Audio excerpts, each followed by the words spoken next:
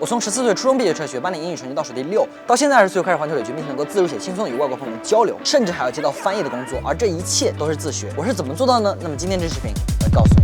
So let's go。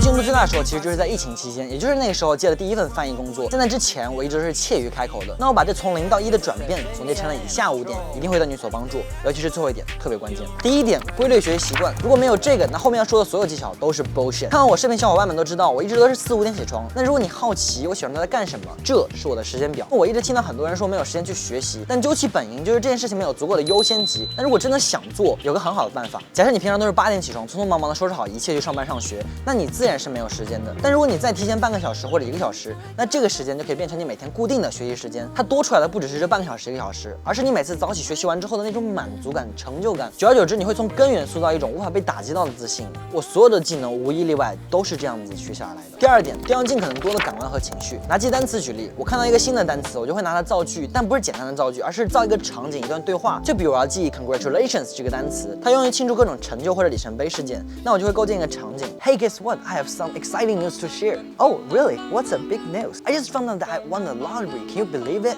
Wow, that's amazing. Congratulations.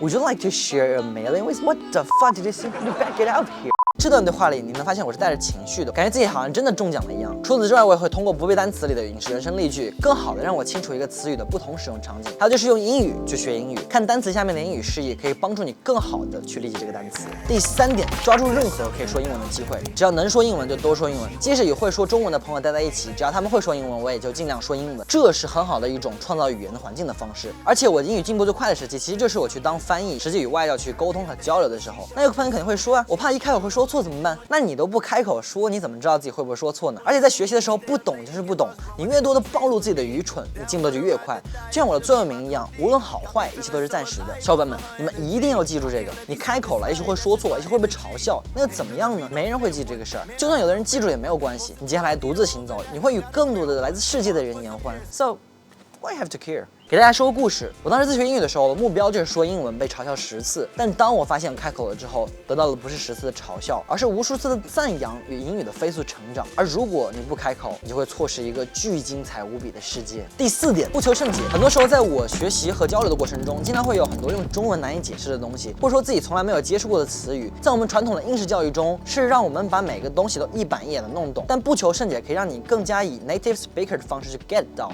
也是所谓的意会，而且它也可以让你更加专注于当下的学习阶段的目标。举个例子，我在学习或者和外国人交流的时候，不是说的每个词都能听懂，但我只抓住几个关键的词汇，并且结合语境，我就能知道他这一段说的什么。这里可以推荐去看学员佑老师的《英语魔法师之语法俱乐部》。最后一点，把自己当成演员来练听力和口语。之前我经常用扇贝听力去练听力，他们有搬运一些影视人生片段和旅行 vlog 片段，因为它有字幕。我学习的方法就是：第一步，先关掉所有字幕，看2到5遍；第二步，打开英文字幕，再看2到5遍；然后第3步就是打开双语字幕，再看2到5遍，到最后再关闭所有的字幕再去看。几乎到这个时候，你对这段对话内容就熟悉了。还记得第一次看这些 vlog 的时候，正值疫情期间，在湖北恩施的一个不知名的小村庄，男孩在他爷爷家里的一间房间里，那里的窗户的玻璃并不透光，他坐在那张书桌前，静静地看着那些令人向往的诗与远方。那也是男孩第一次意识到这个世界有多大。也就是那一天，他在本子上默默写下了环球旅行的愿望。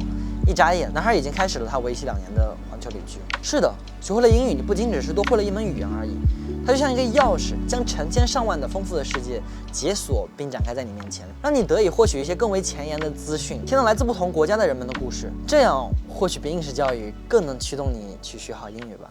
那么 OK 各位，以上就是本期视频的全部内容。如果你喜欢本期视频的话，记得点赞、投币键3连，同时点上一个大大的关注，你的支持就会是我创造更多优质视频的最大动力。我是人物吴阳，1月0号回来接我的环球梦想家。北京时间每周六晚7点，我们不见不散。那么我们下周再见。I will not let you